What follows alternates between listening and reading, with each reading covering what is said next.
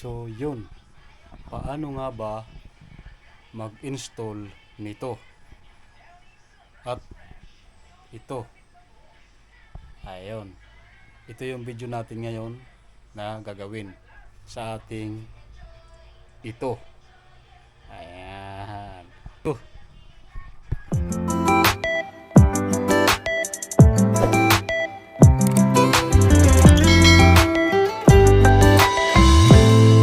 Magandang araw mga master.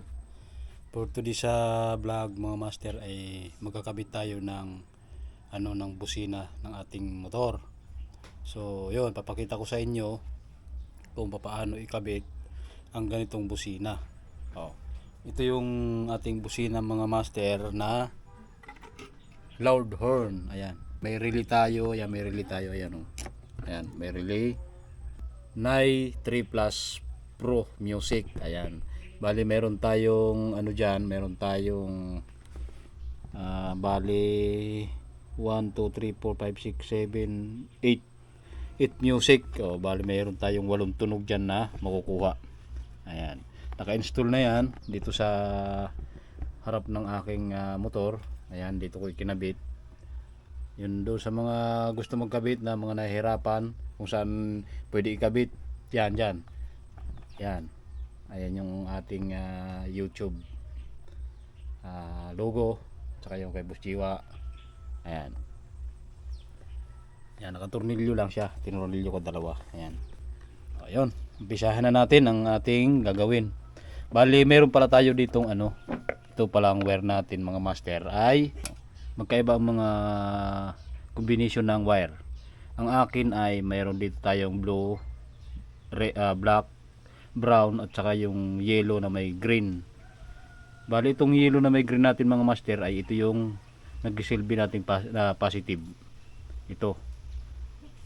Ayan mga master. Tapos ito namang kulay itim, ito yung ating negative.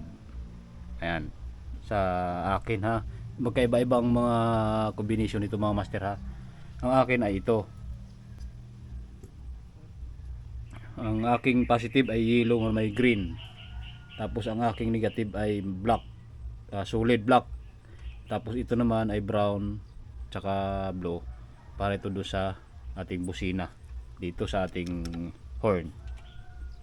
Bali itong dalawang ito ay magtitig isa doon sa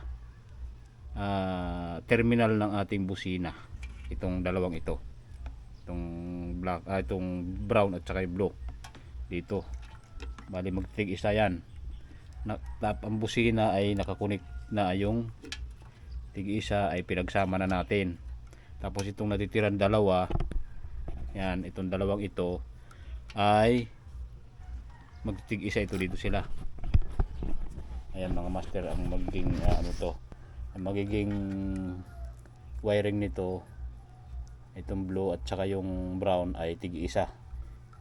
Isang wire dito tsaka isang wire din dito sa isang busina. Ayan, bale, ayan, magiging ganyan itsura na. Itong dalawang to ay ito yung positive na dilaw, ito yung negative. Ganito mangyayari. Ayan, pag ikinabit natin doon, tutunog yung ating music relay. Yan, natunog di ba? Tingnan na, makinggan natin mga master. Ayan, di ba? Lipat natin. Ayan, lipat pa natin. Ayun, rapid, rapid di ba? Tapos ang negative ng Music Pro ay ating ikakabit naman dito sa body ground. Ayan, papakita ko sa inyo mga master ang magiging wiring nito. Ang ating negative ay ikakabit natin dito sa body ground. Ayan. Tapos ang ating positive naman, ikakabit naman natin dito sa 87 ng relay. Bali, mapupunta doon sa relay ng busina na galing dito sa Music Pro ay isa lang. Ang positive lang ilalagay natin sa 87. Ayan. Ang negative naman ng Music Pro ay kakabit naman natin sa body ground. Ayan. So yun, ang pinagsama naman natin na wire ng ating busina, itong pinagsama natin ay iba-body ground naman natin. Bali, body ground ulit tayo. Ayan. Kasi hindi tutunog pag walang body ground. Ang relay naman natin sa busina, bali ang mapupunta doon na wire, yung sa stock na busina. Yung dalawang terminal ng ating busina na stock ay dito natin ikakabit sa 86 at 85. 86 at 85. Ayan. Kung sa inyo, ang bibilhin niyo na relay, yung may yung may ganito ng sakit para hindi na kayo mahirapan. Ayan. Bali, ito yung stock na busina, stock na wire ng busina, ikabit natin sa 85 at 86 ng ating relay. Ayan. Tapos ang 87 naman ay nakakabit naman sa positive ng Music Pro. Ayan. Sana maintindihan ninyo. Nilalagay ko lang sa description box ang ating combination para doon na lang yung tignan. Ayan. Doon sa mga di pa nakakaalam magkabit nito. Ayan, ganito ang gagawin. Nilalagay ko lang doon o kaya ilalabas ko lang sa screen para mababasa din ninyo doon sa video. Okay? Yan. Titestingin natin businahan para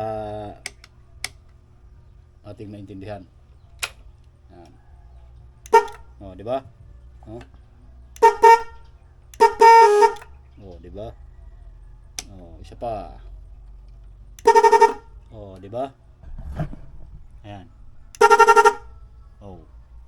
Di ba napakalakas mga master ng ating busina. So yun, ayos na. Yeah. Oh, di ba? Napakalakas mga idol. So yun lang. Doon sa mga gustong mag-install, ilalagay ko na lang yung insaktong pag-wiring sa aking description box. Yun, tapos ilalabas ko na rin dyan sa screen natin para matuto rin kayo. So yun, salamat sa panonood ninyo mga master. Sa sunod uli. Thank you.